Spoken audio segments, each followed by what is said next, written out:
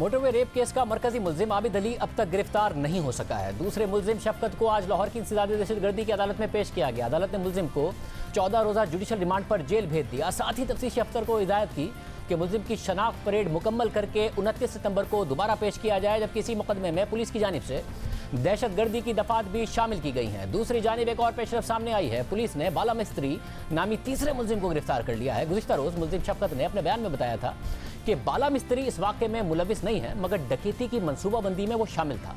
Police का कहना है कि बाला मिस्त्री मुल्जिमान आबिद और शफकत का साथी है। तीनों मुल्जिमान ने मिलकर तकरीबन 11 वारदातें की हैं। पुलिस के मुताबिक बाला मिस्त्री ने अपने बयान में बताया है कि तीनों मुल्जिमान करोल गांव के करीब लूटमार करते थे। पहले दरख्त के तने सड़क पर रखकर गाड़ियां रोकते थे, फिर डकैती करते थे। मोटरवे वाक़े से मुतालिक बाला मिस्त्री ने बयान दिया है कि वो भी आबिद और शफकत के साथ डकैती की गर्ज से निकला था, मगर आधे रास्ते से ही वापस चला गया था।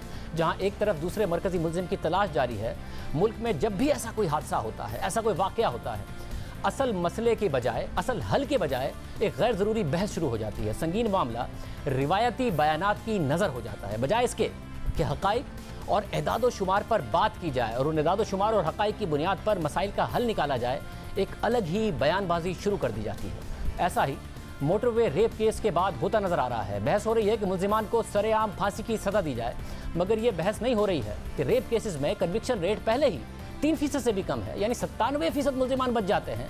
इसे कैसे बेहतर किया जाए, यह कैसे यकीनी बनाया जाए कि ख़वातीन इन वाक़यात को रिपोर्ट करें, पुलिस का रवैया बेहतर हो, ख़वातीन को इंसाफ मिले। इसी तरह एक और बहस शुरू हो गई है कि रेप के वाक़यात फहाशी की वजह से हो रहे हैं। हालांकि पाकिस्तान एक मुस्लिम अक्सरियती मुल्क है, यहाँ बाकायदा चेक एंड बैलेंस है, टीवी पर गैर अखलाकी मवाद की निगरानी के लिए कैमरा मौजूद है, सेंसर बोर्ड है, इदारे मौजूद हैं। तो फिर फहाशी का फैलाव कैसे हो रहा है? कहाँ है फहाशी? और क्या फहाशी की वजह से रेप के वाक़यात हो रहे हैं? क्या दुनिया में फहाशी की वजह से रेप के वाक़यात होते हैं? ये हम एदाद शुमार आपके सामने रखेंगे। गुज़िश्ता रोज़ वज़ीर आज़म ने भी इस हवाले से अपने ख़यालात का इजहार करते हुए कहा कि जिन मुआशरों में फहाशी ज़्यादा है, वहाँ सेक्स क्राइम्स में इजाफा होता है और ख़ानदानी निज़ाम तबाह होता है। देखें, माशरा फ़ाइट करता है कई चीज़ों को, सिर्फ पुलिस नहीं फ़ाइट कर सकती। दुनिया की तारीख में आप एक चीज़ देख लें कि जब आप एक माशरे में फाशी बढ़ाते हैं, दो चीज़ें होती हैं। एक, सेक्स क्राइम बढ़ जाती है, दूसरी आपका ख़ानदानी निज़ाम तबाह हो जाता है, फैमिली सिस्टम ब्रेक डाउन करता है। मैं जब इंग्लैंड में गया 50 साल पहले, तो हर 14 में एक तलाक होती थी, और वही टाइम था उनका sex, drugs and rock and roll की, उनकी ये सारी चेंज आता रहा। जैसे जैसे उनके माशरे में फाशी बढ़ती रही, एक्सेप्टेबल होती रही, आज तकरीबन 70% डिवोर्स केसेस हैं। इसके बहुत बड़ा इम्पैक्ट है माशरे पे जब आपकी फैमिली टूटती है। हमारे मुल्क की जो एडवांटेज है दुनिया से, हमारे मुल्क की ये एडवांटेज है कि हमारे पास फैमिली सिस्टम है। मगरब हर तरह हमारे से आ गया, तालीम में आ गए, इदारे उनके बेहतर हैं, रिसर्च में वो आगे हैं, इंसाफ का निज़ाम बेहतर है, लेकिन उनका फैमिली सिस्टम टूटता जा रहा है। हमारा फैमिली सिस्टम इंटैक्ट है, हम अपने इंसाफ का निज़ाम भी ठीक कर सकते हैं, इदारे भी ठीक कर सकते हैं, लेकिन अगर हमारा फैमिली सिस्टम टूट गया, उसको इकट्ठा नहीं कर सकते। इसलिए ये माशरे को, ये जो हम फाशी को, जो हिंदुस्तान बॉलीवुड से, अब हमने हिंदुस्तान में तबाही देखी, हिंदुस्तान की 40 साल पहले की फिल्में देखें, आज उनकी फिल्में देखें, उसका इम्पैक्ट देखें। दिल्ली के अंदर जो रेप है, वो दुनिया में रेप का कैपिटल बन चुका है। सो मेरी कंक्लूजन ये है कि माशरे के अंदर हमें, मैंने जो प्रेसिडेंट अर्दोगान से ये जो तुर्की का ड्रामा अर्तुगरुल, ये जो मैं लेके आया, उससे क्या कि क्यों मैं लेके आया था, मैंने शुरू में लोगों से बातें की, उन्होंने कहा जी अगर हम बॉलीवुड को कॉपी नहीं, लोग ही नहीं देखते, हमारे ड्रामे नहीं देखते। ये मैंने साबित करना था कि एक सारे इस्लामी वैल्यूज़ भी हो, तारीख़ भी हो, फैमिली इकट्ठे बैठ के दे सकती है ड्रामा, और पॉपुलर भी है, बहुत है। मैं बेसिकली अपने लोगों को कहना चाहता हूँ, हमारे में बड़ा टैलेंट है। हम अपनी कल्चर की अपनी याद रखें कि जब आप ये फाशी लेके आते हैं माशरे में, इसका डायरेक्ट इम्पैक्ट सेक्स क्राइम पे पड़ता है और आपका फैमिली सिस्टम पे पड़ता है।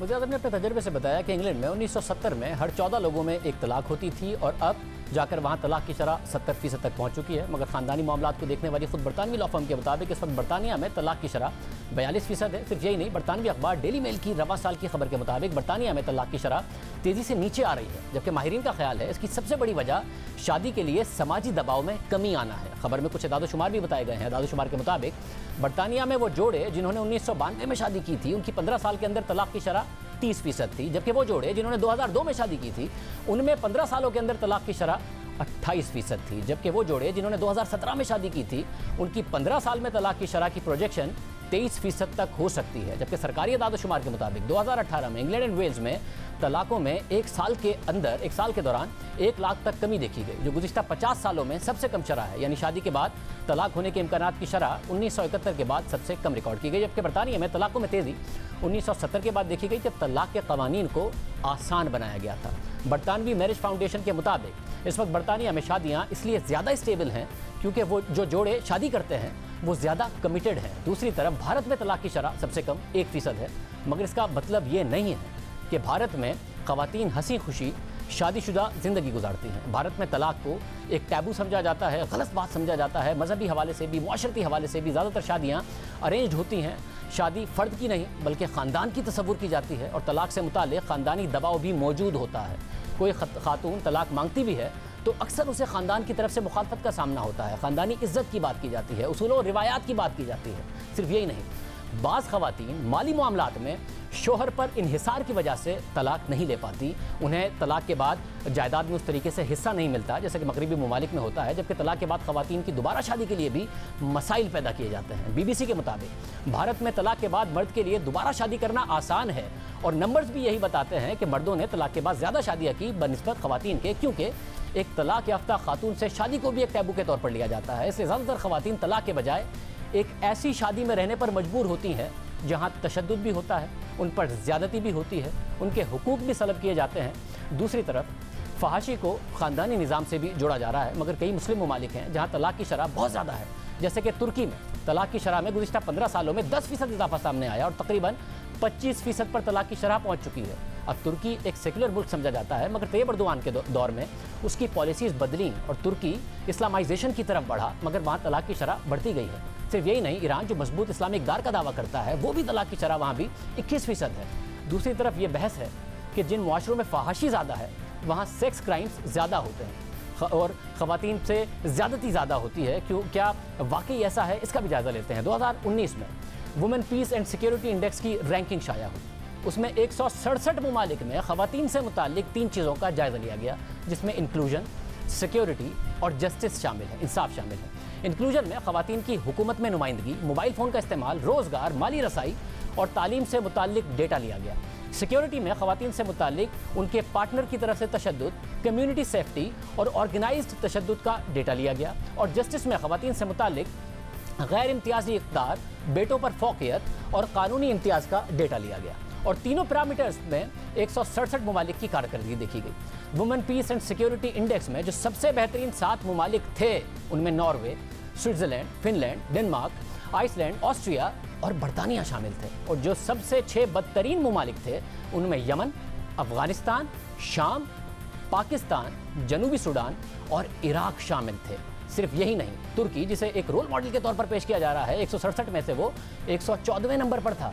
ईरान जो एक इस्लामी मुल्क है वो 118वें नंबर पर था। सऊदी अरब जो एक इस्लामी मुल्क है वो 120वें नंबर पर था। यानी जो ममालिक ख़वातीन की इज़्ज़त की बात करते हैं, ख़वातीन के हुकूक की बात करते हैं, अदम फहाशी की बात करते हैं, वो ख़वातीन के हुकूक से मुताल्लिक बहुत पीछे शुमार किए जाते हैं। भारत जहाँ तलाक की शरह बहुत कम है वो 133वें नंबर पर है। अब ये बहस भी सामने आती है कि जो ममालिक ख़वातीन की सिक्योरिटी और जस्टिस से मुताल्लिक सबसे आगे हैं वहाँ रेप केसेस की तादाद कुछ ज़्यादा क्यों है। इसमें सबसे अहम बात यह है कि जिन रवैयों को हमारा मुआशरा रेप नहीं समझता, जिस पर हमारा मुआशरे में बात करने की इजाज़त नहीं है, इन रवैयों को मगरिब के कुछ ममालिक रेप के दायरे कार में लाते हैं। जैसे कि शादीशुदा ज़िंदगी में ख़वातीन जिनसी ताल्लुक़ के लिए अपने शौहर को मना करें और इसके बावजूद ज़बरदस्ती अगर उससे जिनसी ताल्लुक़ रखने की कोशिश की जाए तो उसे वहाँ पर उन ममालिक में रेप तस्वुर किया जाता है। मगर हमारे यहाँ वायलेंट रेप को ही रेप तस्वुर किया जाता है, उसमें भी ख़वातीन को इंसाफ नहीं मिलता। सिर्फ यही नहीं, बहुत सारे रवैये हमारे यहाँ नॉर्मल समझे जाते हैं या मजबूरी में उन्हें दबा दिया जाता है, उन पर बात करने की इजाज़त नहीं है, जिसकी तफसीलात खुद तहरीक इंसाफ की खातून MNA शानदाना गुलजार ने बताई। अब पाकिस्तान में माज़रत के साथ में बातें करूँ, तल्ख बातें बट ये सुनने वाली हैं। पाकिस्तान में अगर आप मैरिटल रेप की बात करते हैं, जो मोटे वे रेप नहीं है, जो एक मैरिटल नॉर्मल, उस पर लोग कहते हैं नहीं जी ये इस्लाम को मसला पड़ जाएगा। क्या इस्लाम मसला पड़ेगा? इस्लाम में औरत को हकूक नहीं दी शादी के बाद, क्या वो उसके बाद मर जाती है? अच्छा, अगर आप कहते गोल्डा मेयर इजराइल की प्राइम मिनिस्टर थी, जब एक वक्त में इजराइल में रेप्स बढ़ चुके थे, उन्हें पता है तश्कील दी उनकी कमेटी ने, मर्दों की कमेटी थी कि आप कर्फ्यू लगा दें ख़वातीन पे, शाम 7 बजे के बाद घर से ना निकले। तो आगे से कहती है रेप कौन कर रहा है? वो कहते हैं मर्द। तो कहते हैं फिर मर्दों को कर्फ्यू लगाओ, औरतें तो रेप नहीं कर रही हैं।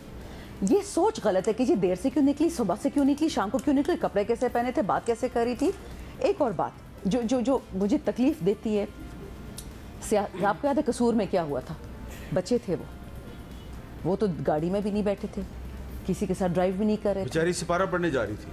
अच्छा, तो वो क्या था? अच्छा, ज़ैनब अलर्ट की बात करते हैं पाकिस्तान में, और ये सबसे बदशकल बात है, एक ग्रुप है हमारा NGO होता था वॉर अगेंस्ट रेप, WAR, उन्होंने बताई स्टेटिस्टिक्स, और ये इशू जब टैकल करेंगे पाकिस्तान में, इससे आपकी एक रेवोल्यूशन भी आएगी, एवोल्यूशन भी आएगी, रेजिस्टेंस भी आएगी।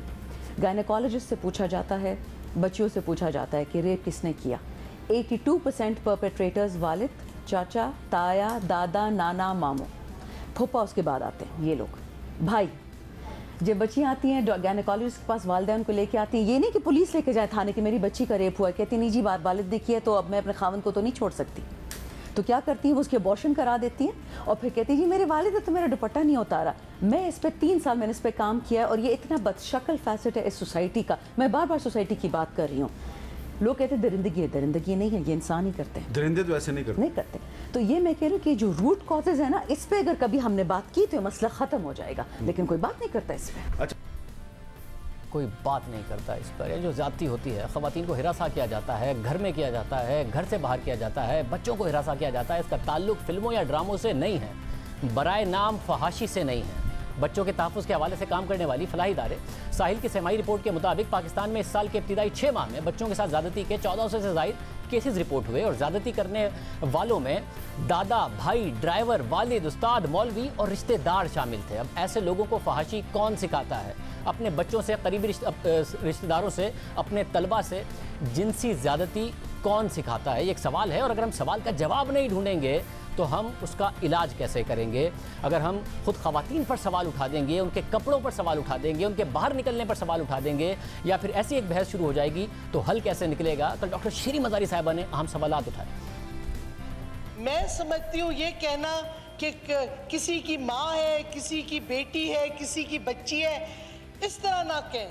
एक औरत को औरत की हैसियत से इज्जत दें और उसको सारे हुकूक वही दें जो मर्दों को मिलते हैं। मेरी इज्जत इस वास्ते नहीं होनी चाहिए कि मैं किसी की बेटी हूँ या किसी की बीवी हूँ या किसी के बहन हूँ। मेरी इज्जत व हैसियत एक औरत होनी चाहिए।